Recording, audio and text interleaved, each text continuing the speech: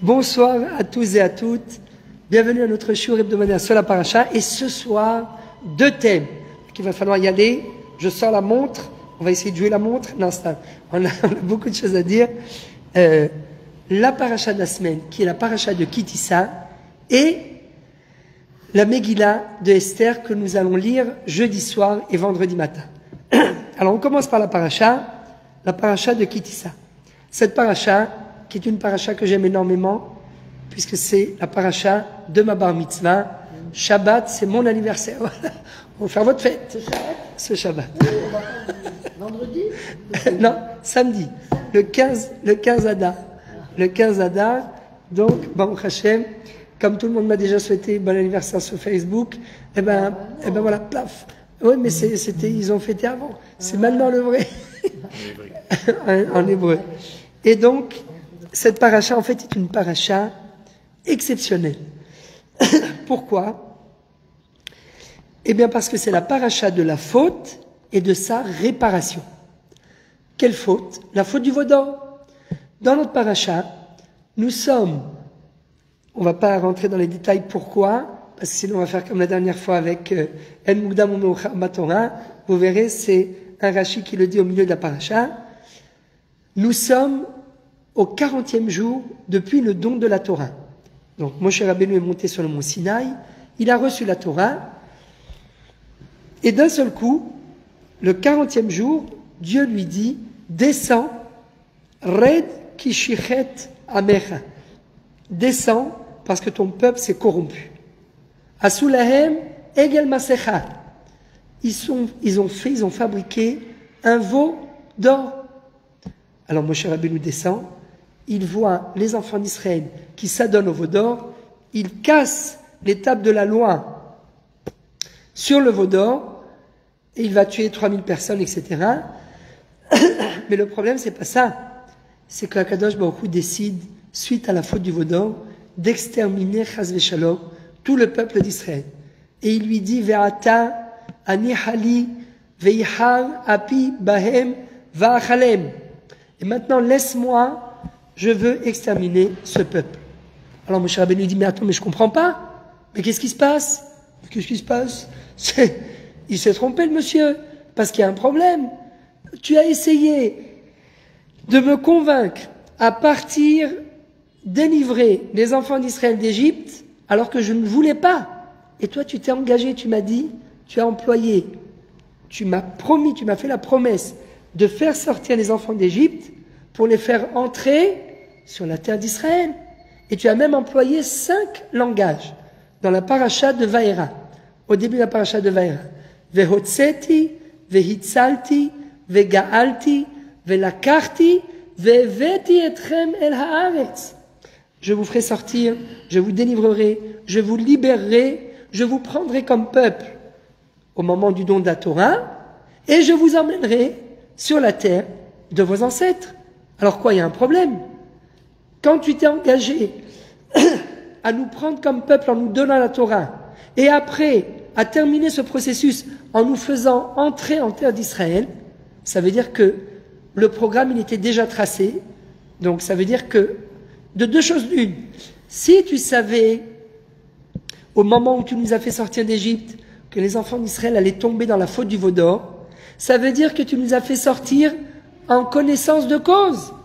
Ça veut dire que tu savais que les enfants d'Israël allaient tomber dans la faute du veau d'or, et malgré tout, tu as relevé le défi, tu nous as fait sortir. Alors que ce que tu joues là comme cinéma, ah non, je veux, c'est dur ce que dit Moshe dans cette paracha. À quoi tu joues? Tu dis, d'un seul coup tu nous dis, ah bah ça y est, ve'ata nihali ve'ihar api bahem va'achalem. Mais tu étais au courant avant de nous faire sortir d'Égypte, qui allait avoir la faute du veau d'or. Donc tu nous as fait sortir en connaissance de cause. Donc c'est terminé, tu ne peux plus te rétracter. Autrement, c'est rupture de contrat. Et si tu ne savais pas, dit Moshe Rabbeinu à Kadosh Baruch Hu, alors là je ne comprends plus rien. C'est encore plus grave. Ça voudrait dire qu'Akadosh Baruch Hu ne sait pas ce qui va se passer. Mais Kadosh Baruch Hu, il voit Mitrilat Haolam Ve'atzofo. Il voit depuis le début de la création du monde jusqu'à la fin des temps. Donc quoi, comment, qui tu es? Montre-moi ta gloire. un petit peu comme une femme qui des fois, après quelques années, elle est persuadée qu'elle connaît son mari, et puis un beau jour, elle dit, mais j'en peux plus, il m'a rendu fou. Mais elle vient voir le rabbin, elle lui dit, mais je ne connais pas mon mari. Je lui dis, comment vous ne connaissez pas votre mari? Vous n'êtes pas embrouillé par hasard, vous n'avez pas confondu de mari? Non, non, non, c'est pas que j'ai confondu de mari, mais il me dit X, il fait Y, il me dit Z, il fait Y. Je comprends, je sais pas qui il est. J'arrive pas à le saisir. Eh ben, c'est ce que dit Moshe Rabbeinu à Kadosh Baruch Hu. Qui tu es? Mais, dévoile-toi. Montre-moi comment tu agis dans le monde. À quel moment tu agis avec justice et à quel moment tu agis avec miséricorde. Mais tu peux pas présenter un programme et rompre le programme, transgresser ton propre programme. Donc il y a un problème, montre-moi qui tu es. Lui dit à Kadosh Baruch Hu, lo tuchal lirot et panai, ki lo yirani ha'adam v'chai. Tu ne pourras pas voir ma face. Parce qu'on ne peut pas voir la face de Dieu en restant vivant. Oui, il peut le montrer d'une autre façon. Il a fait mieux. Lui dit à Kadosh Baruch Hu, ne t'inquiète pas. Ani avir kol tuvi al panecha, vekarati beshem Hashem lefanecha, hanoti et asher achon, verihamti et asher arachem. Chazak ve'ematz. Chazakim u'bochim. Excellente question. Verihamti et asher arachem. Ce qu'on dit à Yom Kippour. Akadosh Baruch Hu dit à Moshe, voilà, j'ai une solution. Je vais dévoiler toute ma gloire devant toi. Ani avir kol tuvi al panecha. Toute ma bonté, je vais la dévoiler devant toi. Vekarati beshem Hashem lefanecha. Et au moment où je vais dévoiler toute cette bonté, je vais implorer mon propre nom. C'est Dieu qui parle. Vekarati beshem Hashem lefanecha. Je vais donc implorer mon propre nom.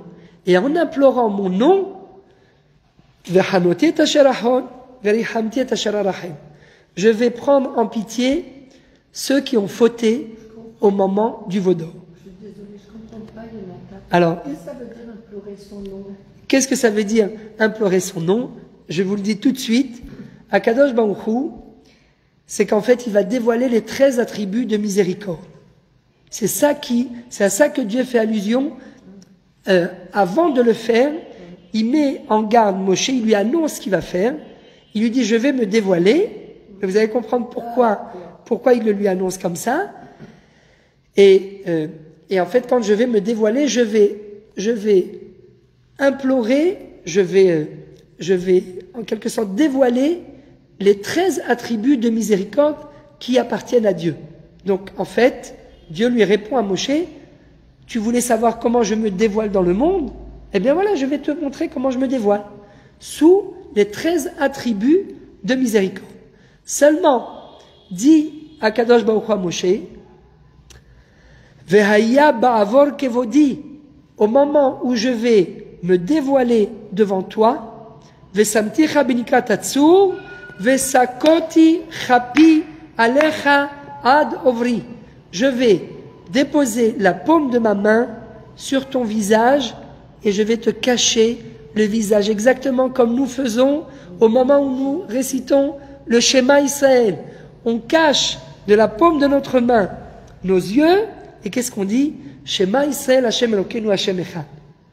Et en effet, Akadosh Baruch Hu cache les yeux de Moshe. C'est une paracha exceptionnelle. C'est du Spielberg. Il cache les yeux de Moshe, et là, il se dévoile devant Moshe, et c'est ce qu'on dit, c'est ce qu'on va dire jeudi matin et jeudi après-midi, au moment de la paracha qu'on récite pendant les jours de jeûne, Vayavor Hashem al panav vayikra.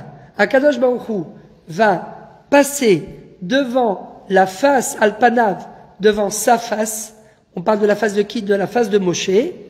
Vayikra. Au moment où il se dévoile à Moshe, Akadosh Baruch Hu dit sur lui-même, il récite les 13 attributs de miséricorde. Hashem, Hashem.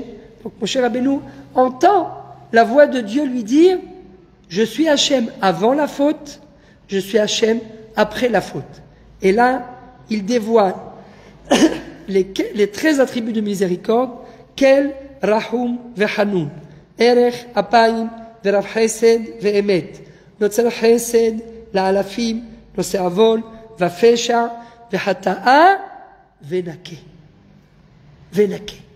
Il lui dévoile les 13 attributs de miséricorde, et Rachid nous dit qu'en réalité, ces 13 attributs de miséricorde, à quel moment ils sont apparus dans le monde? Au moment, le jour de Yom Kippour, au moment du jugement. Il n'y a pas d'attribut du din, de rigueur, il y a 13 de miséricorde, et de l'autre côté, il n'y a pas d'autres attributs du din. Les attributs du din, en fait, c'est quand Akadosh Baruch Hu, nous on ne veut pas qu'Akadosh Baruch Hu se dévoile sous l'aspect du din. Ouais. Donc nous, ce qu'on essaye à chaque fois de faire, c'est d'adoucir les rigueurs. On essaye d'adoucir un maximum. Donc comment adoucir? Eh bien on rappelle les 13 attributs que Dieu nous a lui-même dévoilés. Et c'est comme ça que dit Rashi, à chaque fois que vous aurez fauté, vous serez tombé dans la faute, et que vous implorerez mon pardon, eh bien récitez ces 13 attributs de miséricorde, et vous serez pardonné.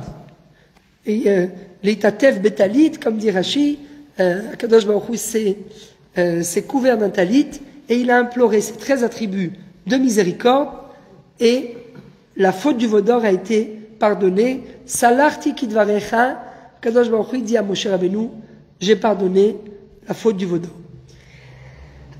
Maintenant la question qui mérite d'être posée, c'est pourquoi, au moment où Akadosh Baruch Hu va dévoiler les 13 attributs de miséricorde, il a besoin de cacher la face de Moshe.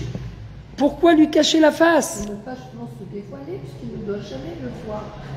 Par rapport à ça, c'est une façon de se dévoiler, de se montrer. C'est une façon. En cachant les yeux, au moins, il ne risque pas, c'est pas ça. Il a fait. Donc en fait, c'est. Ce que vous dites qu'il se dévoiler, c'est se montrer. C'est se montrer, exactement. Donc en mettant la main, c'est pour ne pas qu'il le voie, justement. C'est pour ne pas qu'il le voie. Mais c'est exactement ça. Mais d'un autre côté, je vais peut-être compléter un petit peu ce que dit Michel.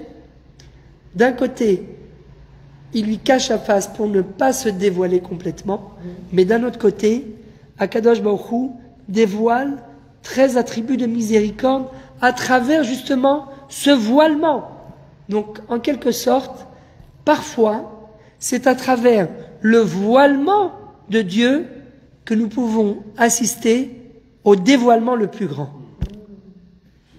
C'est quelque chose, et bien évidemment, c'est ce qui se passe ici, c'est ce qui se passe dans la Megillah d'Esther, Ve'anochi aster astir panai bayomahu. Akadosh Baruch Hu s'est caché la face. On cherche Dieu dans toute la Megillah.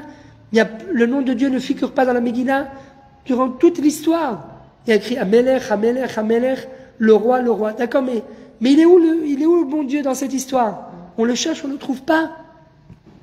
Mais justement, c'est absolument pour ça. Enfin, je crois que c'est la dynamique du juif, c'est essayer à chaque fois de trouver le dévoilement à travers les signes que l'on y a fait.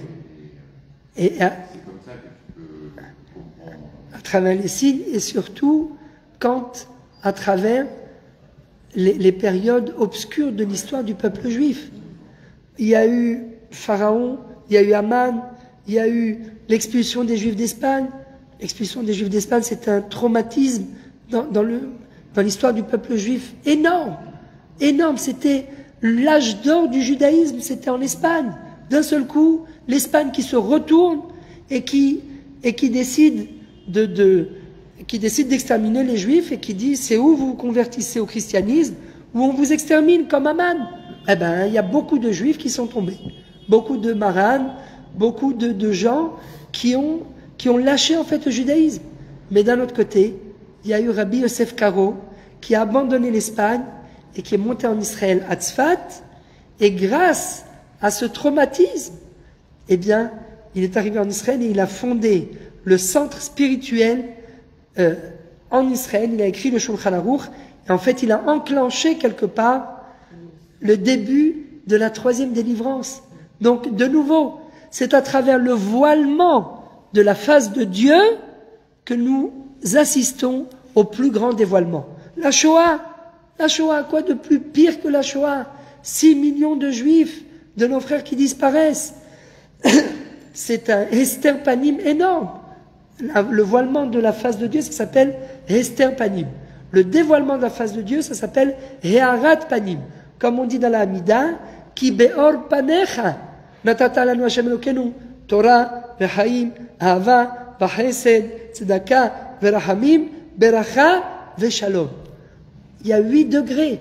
Quand Dieu dévoile sa face, eh bien, il n'y a en fait que de la lumière et que de la bracha. Be'or panecha, or panim he'arat panim. Et donc, la Shoah, la même chose. Il la dévoile souvent, Alors, c'est très rare. mais voilà, regardez où on est. On est en Israël après 2000 ans d'exil. Je suis d'accord. C'est un miracle. Ça fait partie des phases du dévoilement de Dieu, d'accord, bien sûr, il nous l'a prouvé plus que... Mais le fait de toutes ces 5, les 5, non, 6, je ne sais plus combien là, vous avez cité, c'est ces dates. Ah, qu'on dit dans la Hamida, les 8 degrés. Ça arrive souvent qu'on ait ces 8 degrés en même temps. Ah, il a fait. Eh bien, oui. Ou c'est au moment du Mashiach qu'on aura ça. Mais justement, c'est pour ça qu'on demande. Des fois, c'est pas au même moment, mais des fois, dans la vie d'un homme, eh bien oui, il y a des moments où on mérite d'un seul coup, on comprend la Torah, Torah, Chaim, d'un seul coup, il y a quelqu'un qui est sauvé, ou bien une naissance. Eh bien, à ce moment-là, il y a un Chaim. Quand un bébé il arrive au monde, mais tout le monde a senti que, à plus forte raison une maman, on sent comme si on nous a ouvert un robinet et que l'eau descend sur vous parce que vous êtes comblés. Vous êtes comblés, vous dites, mais d'où il vient? Vous attrapez, c'est un miracle. Donc, Torah, Vechaim, Ahava, des fois, on ressent d'un seul coup de l'amour pour quelqu'un. C'est une bracha. Parce que quelqu'un qui ne s'aime pas, il ne peut pas ressentir de l'amour pour l'autre, ou vice-versa. Donc, on arrive à ressentir de l'amour, c'est un bonheur. Torah, Vechaim, Ahava, Vachesed. D'un seul coup, quelqu'un qui nous fait de la bonté, ou bien on fait un acte de bonté vis-à-vis de quelqu'un. Mais c'est le dévoilement par excellence de Dieu. Torah, Vechaim, Ahava, Vachesed, Tzedaka, Verachamim, Beracha, Veshalom. Le shalom, d'un seul coup, il y a le shalom. Voilà notre histoire.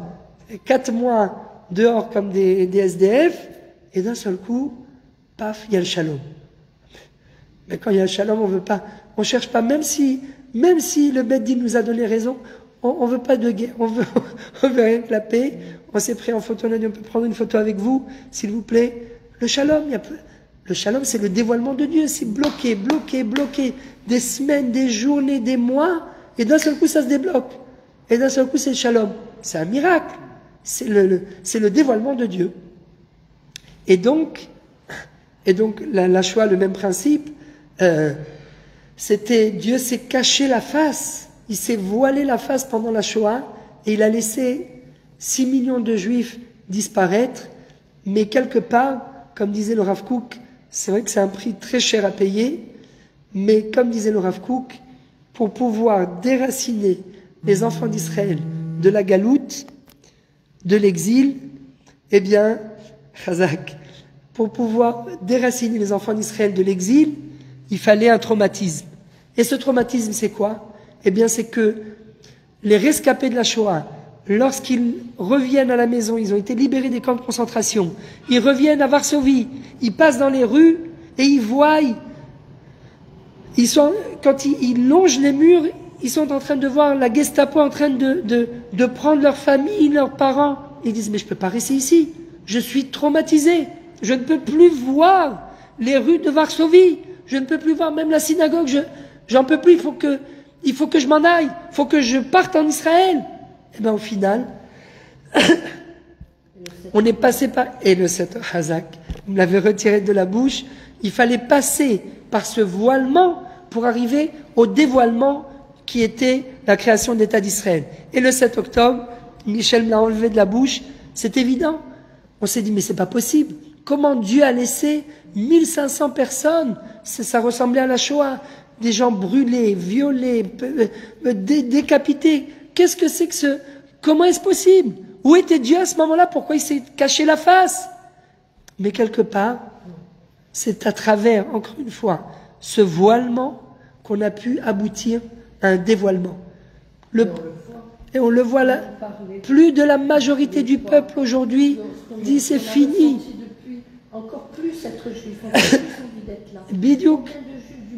Du monde, mais qui ont aidé, qui ont pratiqué, qui sont pratiquants maintenant. Exactement. Et les otages, et les otages en captivité, Berger, comment il s'appelle, j'ai oublié son,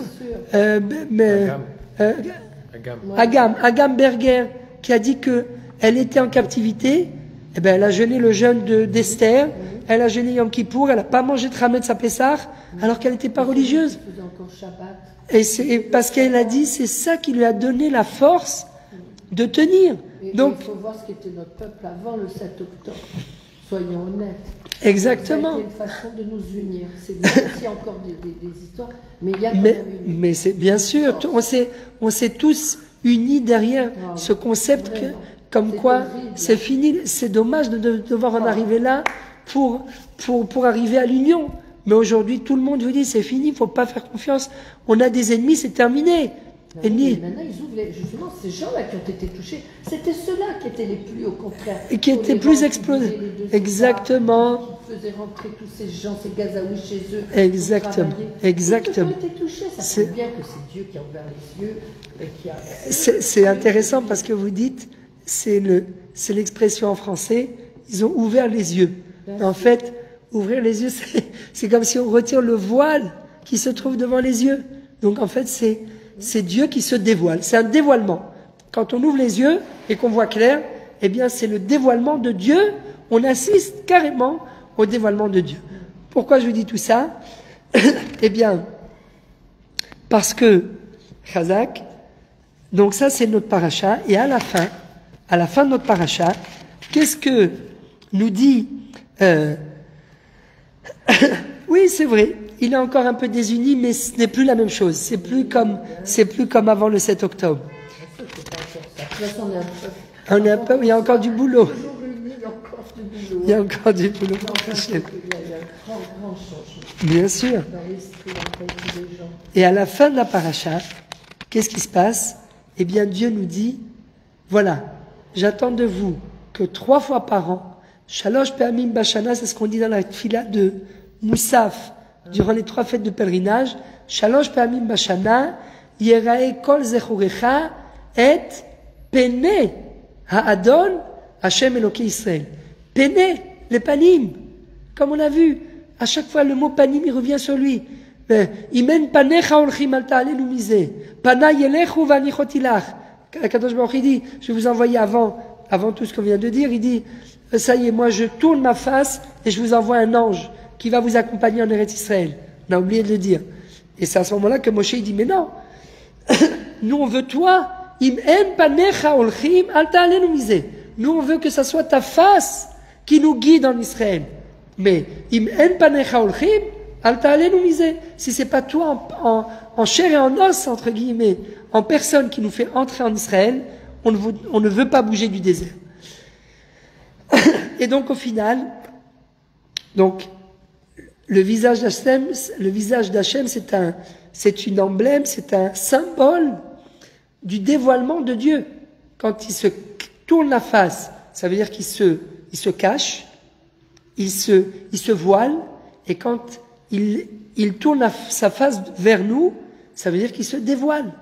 Eh bien, à la fin, Kadosh Baruch Hu nous dit, 3 fois par an, vous viendrez à Jérusalem pour vous présenter devant moi au Beth Amikdash et pour vous présenter devant ma face. Donc ça, c'est la réparation de la faute du veau d'or. Et tout à la fin de la paracha de Kitissa, eh bien, d'un seul coup, la Torah nous dit que lorsque Moshe Rabbeinu a terminé de parler avec les enfants d'Israël, d'un seul coup, il a mis un voile sur sa face. Vaïten al panav masve. Uvevo Moshe lifnei Hashem ledaber ito. Yassir et Amasve Atseto.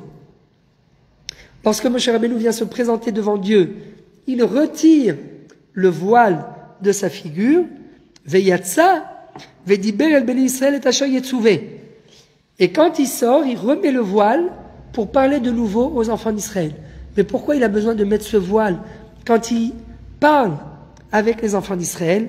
Veraou Beni Israël et Pene Moshe, Kikaran Or Pene Moshe. Les enfants d'Israël voient que le visage de Moshe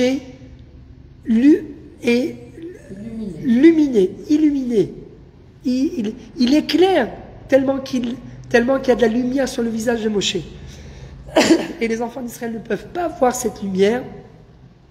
Et donc Moshe doit se cacher le visage.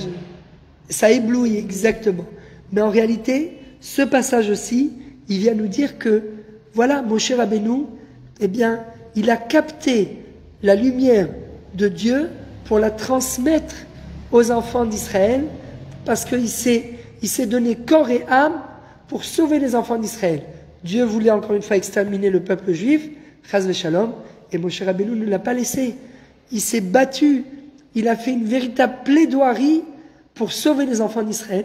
Et bien à la fin, il mérite d'éclairer les enfants d'Israël par son visage. Et donc, la conclusion, comme on l'a dit, et on va le voir maintenant dans la Megillah, eh bien, parfois, pour pouvoir aboutir au dévoilement de Dieu, il faut passer par le voilement. C'est vrai tant sur le plan individuel que sur le plan collectif ou sur le plan national. Parfois, il faut passer par cette petite épreuve qui est le voilement de Dieu. Tout ça pour vous dire quoi? On passe maintenant à la Megillah. Et sur cette Megillah, eh bien, j'ai plusieurs questions. Je ne sais pas si je vous dis les 10, mais on va les passer rapidement. Vous allez voir que à ces 10 questions, il y a une seule et même réponse. C'est formidable. Pardon. La Megillah commence en nous disant, ce fut à l'époque de Achashverosh. Achashverosh, Hamolech Mehodu ve'ad Kush, qui régnait donc sur 127 provinces, depuis l'Inde jusqu'à Kush. Kush, c'est en Afrique, quelque chose comme ça. 127 provinces, Mehodu ve'ad Kush. Première question, pourquoi dans le premier verset de la Megillah, il n'est pas le nom de Achashverosh figure sans son titre de roi? Il y a écrit Achashverosh, Vahibi me Achashverosh, ou Achashverosh. Vous voulez dire quoi, pardon? Si vous regardez toute la Megillah, dans toute la Megillah, à chaque fois, lorsqu'on parle d'Achashverosh, on parle du roi Assuérus. Amelech Achashverosh. Amelech Achashverosh. Dans le premier pasouk, il n'y a pas écrit Amelech.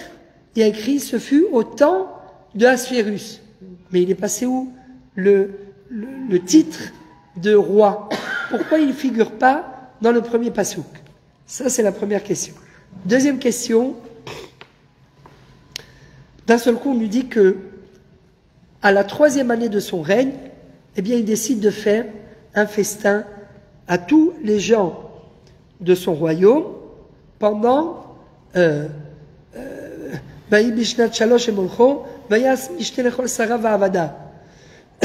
va faire un festin à tous les gens de son royaume, et à la fin de ce festin, il va faire un autre festin pour les gens, pour les habitants de la capitale de Shushan pendant 180 jours, ce qui équivaut à 6 mois.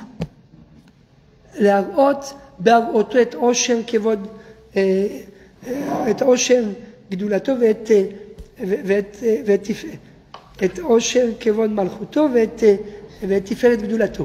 besoin de montrer à tout le monde toute sa richesse. Pourquoi? Qu'est-ce que Achashverosh cherche à travers ce festin? Ça lui a coûté cher. Qu'est-ce qu'il cherche à prouver?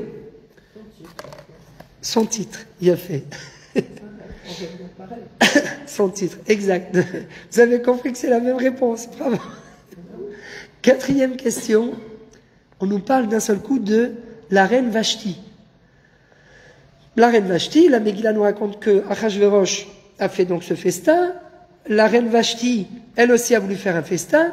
Achashverosh lui a demandé de venir se présenter devant lui et elle a refusé.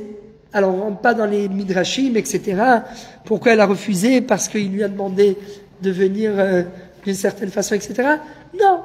D'après le pshat, d'après le sens littéral de la Megillah, qui est un texte qui a été écrit par prophétie. D'ailleurs, une fois, il y a quelqu'un qui m'a dit, il y a 11 000 et quelque chose lettres dans la Megillah. Et quand vous comptez le nombre, 11 000 lettres depuis le début de la Torah, vous arrivez sur la lettre Aleph. 11 000 lettres encore plus, vous arrivez sur la lettre Samer. Encore 11 000 lettres, la lettre Taf. Encore 11 000 lettres, la lettre Resh. Ce qui fait Esther. Ça veut dire que le nom d'Esther figure à l'intérieur de la Torah à un espace égal entre les lettres, à un espace égal qui est un espace de 11 000 lettres, qui est le nombre de lettres qu'il y a dans la Megillah. C'est formidable. Ça veut bien dire que ça a été écrit par prophétie. C'est exceptionnel. Et il y a quelqu'un qui a fait le calcul et il a témoigné comme quoi il a fait le calcul et il a trouvé en effet que c'est exact. Et donc, quatrième question, ou troisième, je ne sais plus, quatrième, pourquoi la Megillah a-t-elle besoin de nous raconter l'histoire de Vashti, la reine Vashti? Si la Megillah avait commencé depuis l'épisode de Esther, il aurait manqué quelque chose à la Megillah? En quoi l'épisode de Vashti est-il important? Cinquième question. Lorsque Vashti donc est éliminée par Achashverosh, et après bien sûr, Achashverosh ne peut pas rester seul, il cherche une nouvelle reine. Qui est-ce qu'il amène? Il amène, il fait connaissance avec Esther, la reine Esther, enfin, qui n'est pas encore reine, mais il voit Esther, il a choisi comme reine, mais à 2 reprises il est écrit dans la Megillah, En Esther magedet et amma vet moladeta. Esther ne va pas dévoiler son peuple et sa patrie. Pourquoi? Pourquoi elle ne dévoile pas? Qu'est-ce qui se cache derrière cette tactique de la part de Esther? Ça lui a été ordonné par Mordechai, mais pourquoi Mordechai et Esther ne veulent pas dévoiler leur identité? Sixième question ou septième? Septième, voilà. Septième question. Mais je vous enverrai tout ça écrit sur le groupe. J'ai écrit en hébreu parce que pour moi c'est plus facile d'écrire en hébreu. Et puis c'est aussi pour le mettre dans le magazine. Et après, je prends ChatGPT, enfin faut peut-être pas le dire à l'antenne, sinon ils vont dire le piaja du Rav Seror. Et machin, je prends ChatGPT, je mets le texte, il me le traduit, mais c'est exceptionnel. Il faut juste, on relira à la fin, mais voilà, mais c'est vraiment exceptionnel. Donc j'ai écrit toutes les questions avec les réponses. Je vous enverrai ça peut-être demain. On va peut-être pas attendre l'article. Voilà, on l'enverra. Donc 7e question. Donc on a dit pourquoi Esther ne dévoile pas son identité. 8e question. Lorsque Achashverosh, lorsque Haman, lorsque Haman, ça c'est la 8e, décide de décréter un décret pour exterminer tous les enfants d'Israël, quel est l'argument qu'il va amener à Achashverosh? Il va lui dire Yeshno Am Echad, Mefuzar Umfurad Ben Kol Medinot Malchutecha, Vedate HaMelech Enam Osim. Ah, ça a bugué. Ah, pardon, alors c'est parce qu'il y a pas, des fois il n'y a pas de réseau. Vedate HaMelech Enam Osim. Les lois du roi, ils ne veulent pas l'accomplir. Pourquoi c'est tellement important ces lois du roi? Et c'est pas que la première fois, parce que quand vous regardez, avant d'éliminer Vashti, voilà, mais dans la Megillah. Ah pardon, je suis dans notre histoire. Dans la Megillah, Nachon, oui c'est vrai que c'est pas la première fois. Nachon. Nachon. Exactement, chaque fois. C'est ça qui fait des frictions entre nous et les autres peuples. mais même au début de la Megillah, au moment où... ah oui, d'accord, j'ai compris, connexion lente.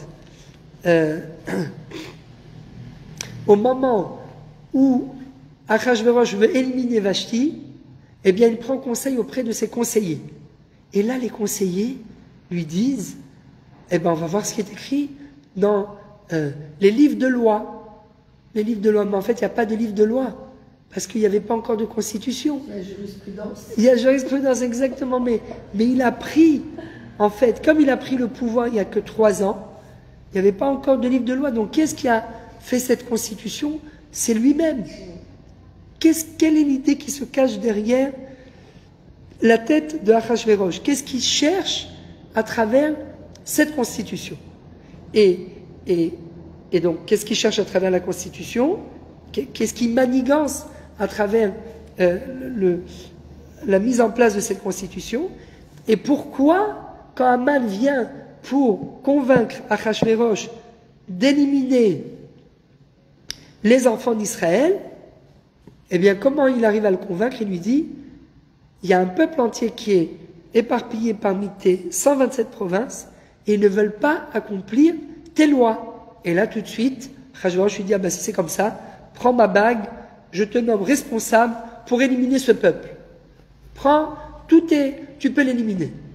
Pourquoi Haman fait appel, il fait référence à cette constitution, aux lois du roi. Avant-dernière question. Donc, Haman décide d'éliminer le peuple juif, tout le monde l'entend. Au début, donc Mordechai il entend ça, à cause de Mordechai. Mordechai dit à Esther, il envoie un envoyé, et il lui dit, Esther, il faut absolument que tu entres parler au roi, et que tu essayes de le convaincre d'annuler ce décret. Et là, Esther, elle dit, ah non, au début. Elle dit, ça va pas, je peux pas rentrer, je peux pas aller le voir s'il m'a pas appelé. Et ça fait 30 jours qu'il ne m'a pas appelé. Donc je ne rentre pas le voir. Et là, Mordechai lui dit, mais ça va pas? Pour qui tu te prends? Tu crois que tu es reine comme ça? Tu n'as pas compris, tu n'as rien compris, ma pauvre. Tu n'as rien compris, tu n'as pas compris que la raison pour laquelle tu es devenue reine, c'est exactement pour annuler ce décret. C'est pour ça que Dieu apparemment t'a mis à la tête de ces 127 provinces, pour que tu annules le décret. Et donc, Al Tedami Ben Afsher, les Himalet, ne crois pas que tu vas être épargné, toi aussi tu vas y passer. C'est pour ça que Dieu t'a mis à cet endroit. C'est fort. Ve'atu betavir tovedu. Et si tu n'y vas pas, eh bien, toi et toute ta descendance vont disparaître. Et là, Esther, elle dit, Ve'ka'asher avadeti avadeti. Je vais y aller, il a raison, Mordechai, mais tsumu alai, atemenaotai, shoshayamim, vous allez jeûner pour moi pendant 3 jours. C'est pas un jour comme nous, qui commence le matin pour le jeûne d'Esther et qui se termine à 18h. Non, 18h30. Après la lecture de la Megillah, on aura un beau kiddush. Mais c'est pas du matin. Ils ont jeûné 3 jours. Et elle arrive au bout de 3 jours, elle vient se présenter devant le roi, et là le roi la voit très très belle, il lui tend son sceptre, elle touche le sceptre, ça veut dire tu peux venir. Et là le roi lui dit, oui Esther, qu'est-ce que tu veux?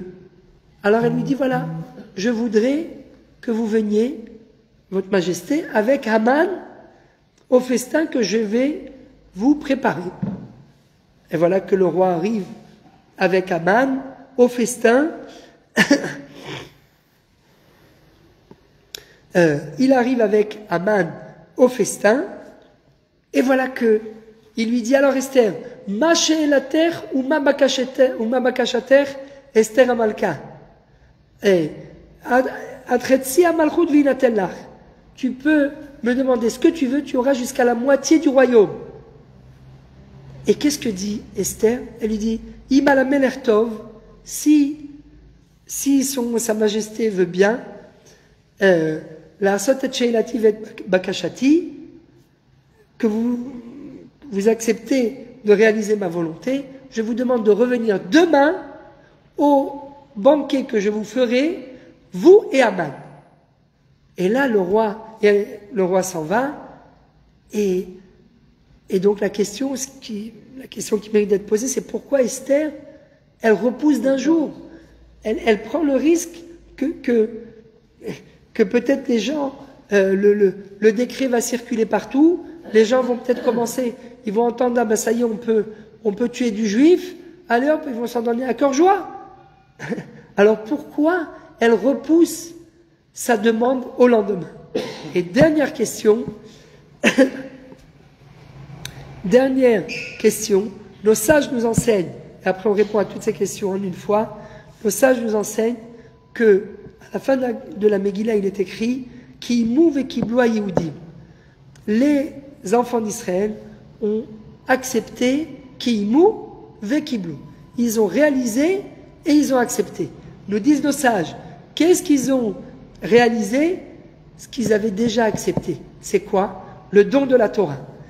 C'est au moment de la Megillat Esther que les enfants d'Israël vont recevoir de nouveau la Torah, mais cette fois-ci, pas forcés, pas en étant forcés, mais de leur plein gré, par amour et non pas par crainte. Et la question, eh bien, c'est pourquoi, comment Akadosh Baruch Hu a fait pour pousser les enfants d'Israël à accepter la Torah par amour. En 2 mots, la réponse elle est très simple et on termine avec ça. Un mot. Ha-mo-lech. Vayi bimi Achashverosh, hu Achashverosh, ha-mo-lech, nous dit Rashi. C'est quoi ha-mo-lech, mehodou ve'at kush? Nous dit Rashi, ha-mo-lech, c'est parce que, ah voilà, c'est pas là, c'est pas ici, c'est donc à la fin. Ha-mo-lech, mehodou ve'at kush, la Megillat Esther. 197. Combien? 697. 697. Chazak Behematz. Ce fut au temps de Achashverosh. Lui, Achashverosh, Hamolech. C'est quoi ce terme? Hamolech, Tilou. Amelech. Amelech, c'est un roi. Non, nous dit Rashi Hamolech, chez Malach Me'atzmo. Il a régné de lui-même. Pourquoi? Il rapporte ça de la Gemara dans la Masechet Megillah. Parce qu'en réalité, Achashverosh n'était rien d'autre que l'écuyer du roi Belshazzar. Et un beau jour, le premier chapitre de la Megillat Esther, et un beau jour, il a décidé de faire un putsch, il a assassiné son maître, il a tué Belshazzar qui était le roi, et il a pris sa fille, et il s'est marié avec elle. Donc la fille, c'était qui cette fille? C'était Vashti. Bidiouk, c'était Vashti. Mais donc Vashti, elle, qu'est-ce qu'elle avait? Elle avait du sang bleu qui coulait dans ses veines. Alors qu'Achashverosh, lui, non. C'est un opportuniste. Et c'était pas quelqu'un qui est issu d'une descendance de roi, d'une famille royale. C'était un écuyer. Mais il voulait tellement régner, il voulait tellement prendre le pouvoir qu'il en a été jusqu'à assassiner son maître et prendre la fille de son maître. Donc quand il est marié à une reine, eh ben tout le monde va dire ah ben c'est le roi. Hein, la reine elle se marie pas, sauf peut-être en Angleterre. Le prince, je sais pas, enfin je sais plus, il y avait une histoire.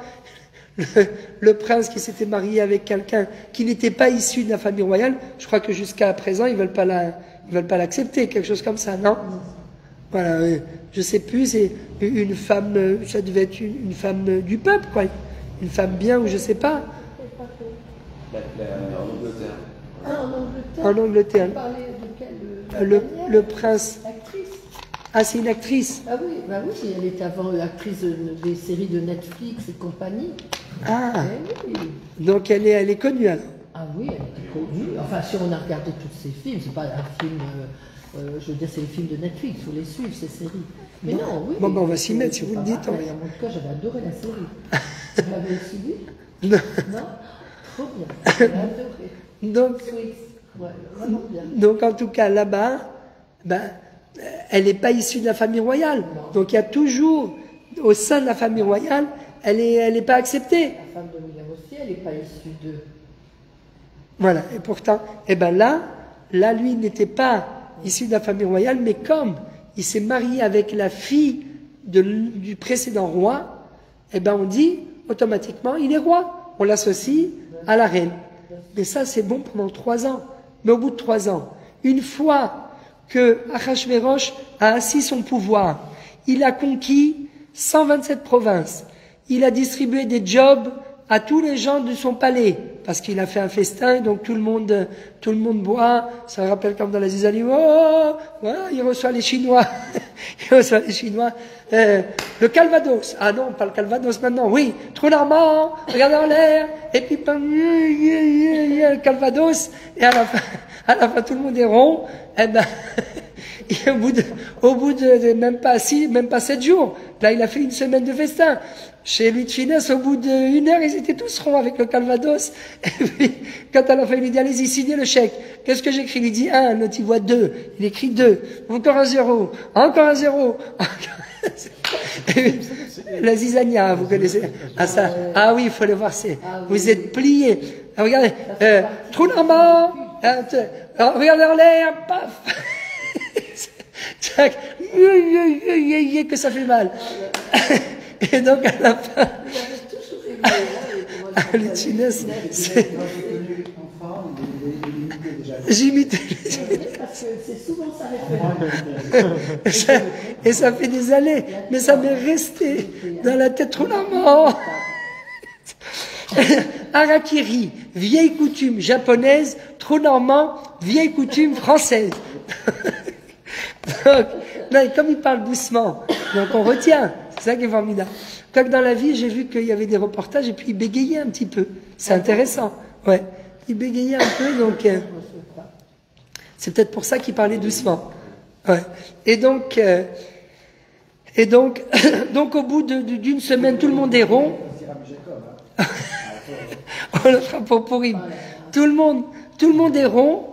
Eh ben, tout le monde dit, ah ben, vive la France, vive le roi, vive le roi, vive le roi. Bien sûr, vive le roi. Ils ont tous reçu des jobs, tout le monde est rond. Oh là là, et comment il est le nouveau roi? Oh, il est génial.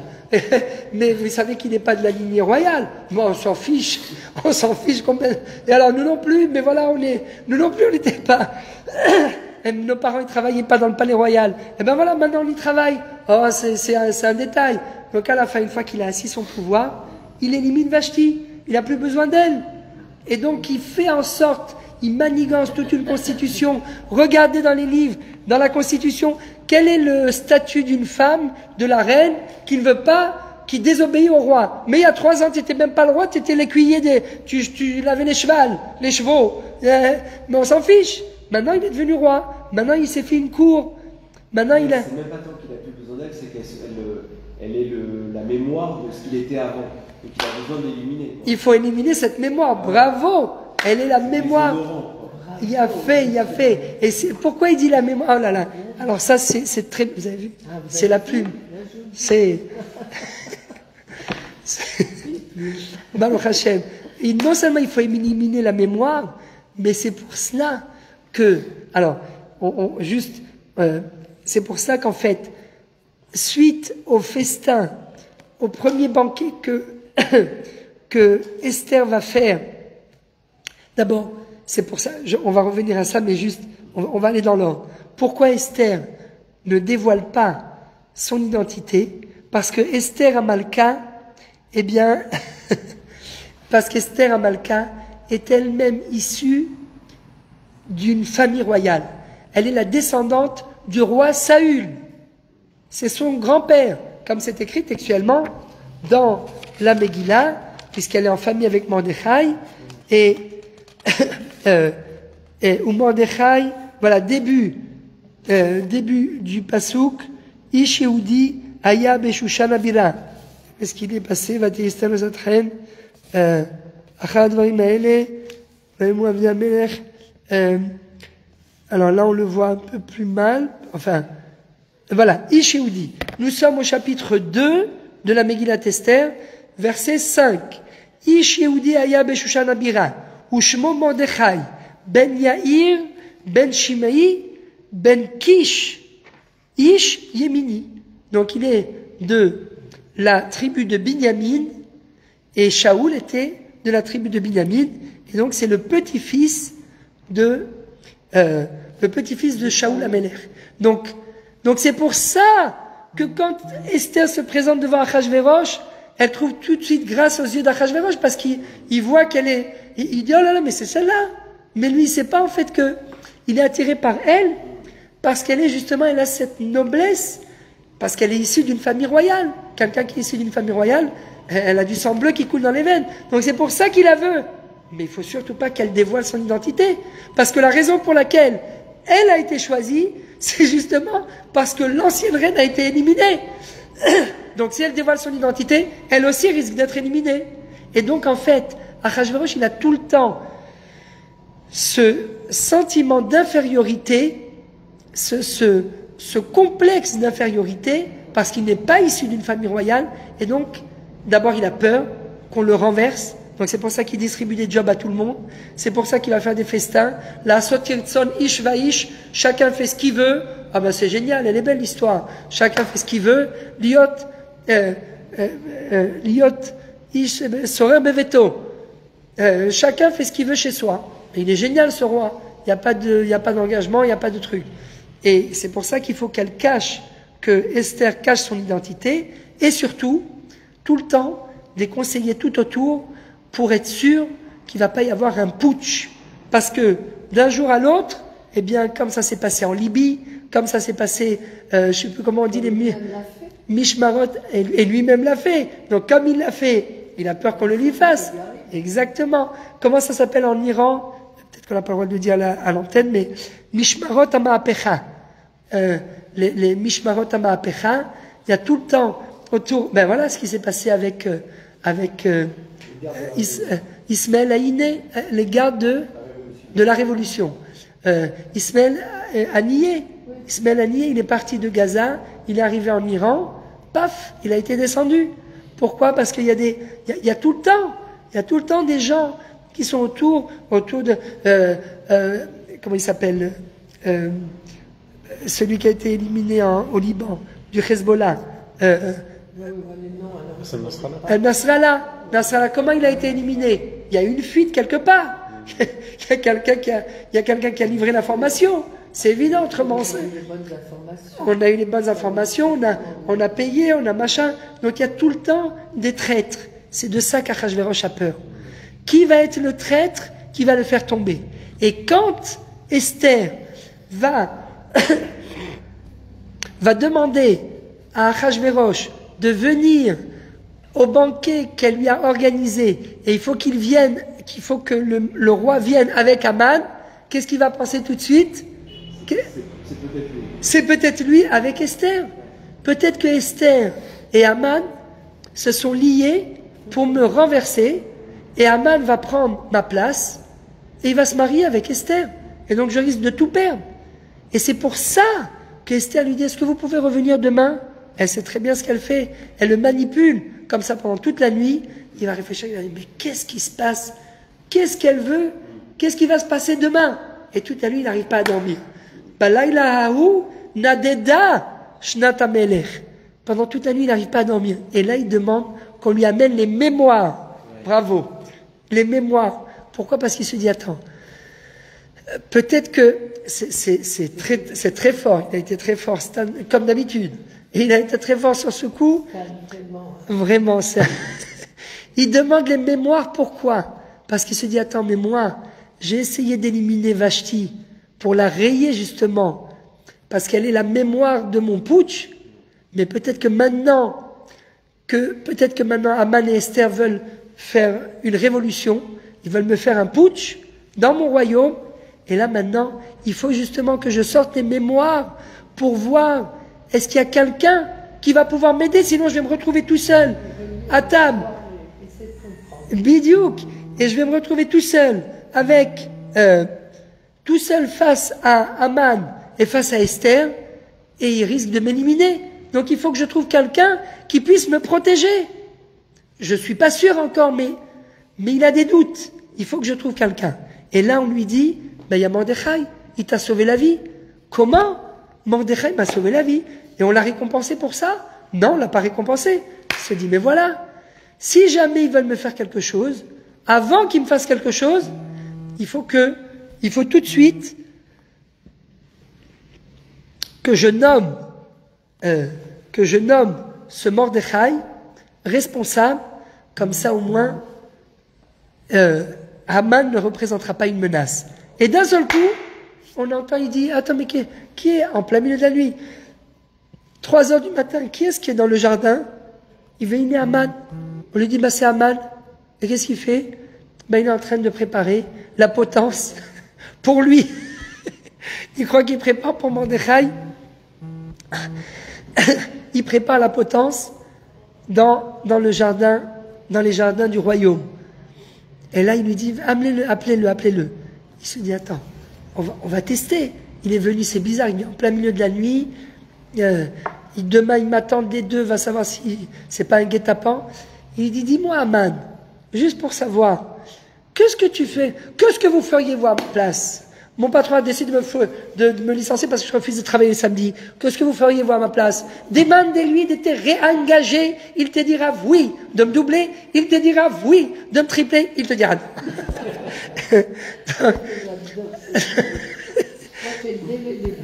Ah, non, je n'ai pas le DVD, mais j'ai pas de DVD, il faudra me passer aussi le DVD. C'est de ma sœur, Maria Blado.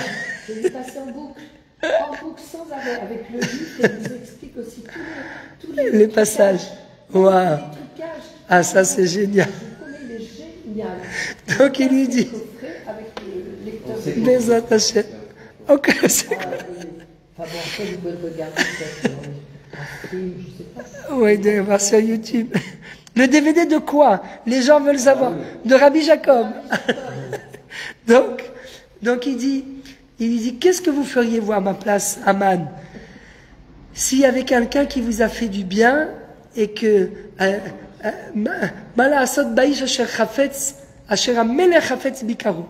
que le roi veut récompenser. Alors l'autre il croit tout de suite que c'est à lui et il tombe dans le panneau, il lui dit la totale.